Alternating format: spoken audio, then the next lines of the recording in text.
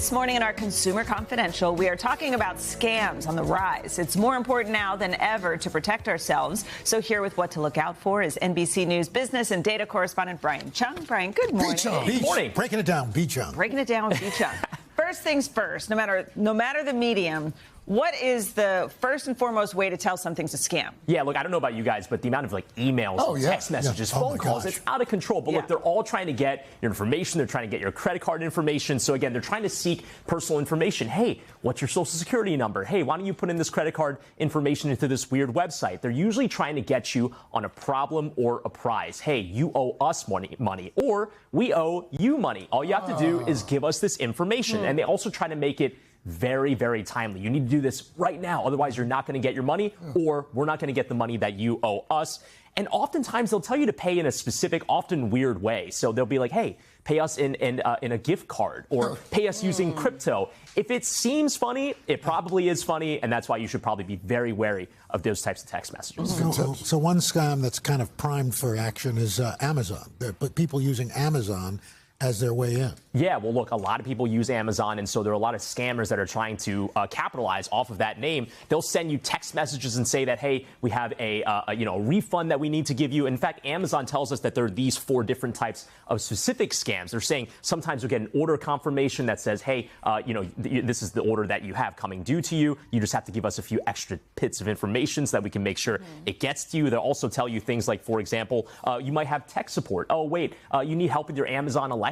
Well, hey, give us some information. We'll give us, we'll give you a little bit more detail on how to do that setup. When it comes to the Prime membership, they'll also say at times you owe us some extra money. Here's how you can give us that money. And then lastly, they might say your account is suspended. If you give us 10 or 15 bucks, then you'll be able to get back onto your Amazon account. So these are all types of scams that you need to be aware of. Again, just make sure that you're being aware of those things. If you see anything funny, report it to Amazon and make sure that you don't click on any funny links. Brian, what about those we've all gotten those text messages or phone calls that are suspicious? Anything you can do to avoid those? Yeah, so there are a few things that you can do. First off, you can use these block features that are on your phone to filter any sort of weird phone calls. If you see something lately, you've been kind of already getting that tag that says spam, so you kind of already know not to answer it. But I think the idea here is you don't want them to keep calling you back. It's really annoying. So check your wireless provider. They're going to have these services in some cases that might be specific to your specific carrier that will tell you, hey, here's how we can actually ban those numbers from reaching you again. There are also, if you really want to, these third-party call blocking apps, Haya, RoboKiller, NomoRobo, Truecaller. They have funny names, they have goofy names, but they do the same thing, which is making sure that they can stop those phone calls from ever getting into your phone. Some of them do cost a little bit of money, but it might be worth it to make sure that you can stop the annoyance. What about ads you see on social media? Yeah, well, look, when you go on Instagram nowadays, you're seeing these kind of weird ads. It's like, wait, that handbag for 90% off, or that pair of sneakers for 95% off? You and your sneakers. Yeah, well, I'm always looking, but sometimes those deals are a little too good to be true. Look up the seller before you click. If the seller has a weird name or is just a jumble of numbers and letters, probably not legit. And also compare the prices. If it's too good to be true, it probably is. I've never seen an Air Jordan 1 that's actually 95% off, so it's probably not legit. And use a credit card, even if it looks legit, but you're just kind of like in the back of your mind, I've still never heard of this company. If you use a debit card, once they siphon that money, it becomes a little bit harder to get back. If you use a credit card, you usually have a few added protections. So what happens, Brian, if you are scammed and you feel like you've been the victim of it? What's your recourse? Well, first off, no shame, right? I mean, we've all gotten got before. And I think the idea here is that you need to acknowledge very quickly, okay, I think I may have made a mistake, and then you can do these things. First off,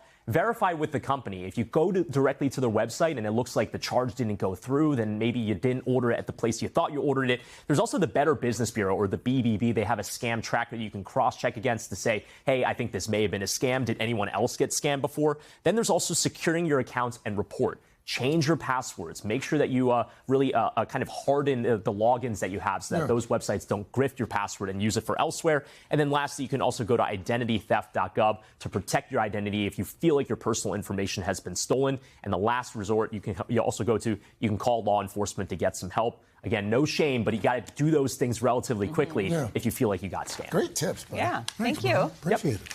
Hey, thanks for watching. And don't forget, you can catch the Today Show every morning on NBC, or take Today when you're on the go. Just follow the Today podcast on Apple Podcasts, Spotify, or wherever you listen.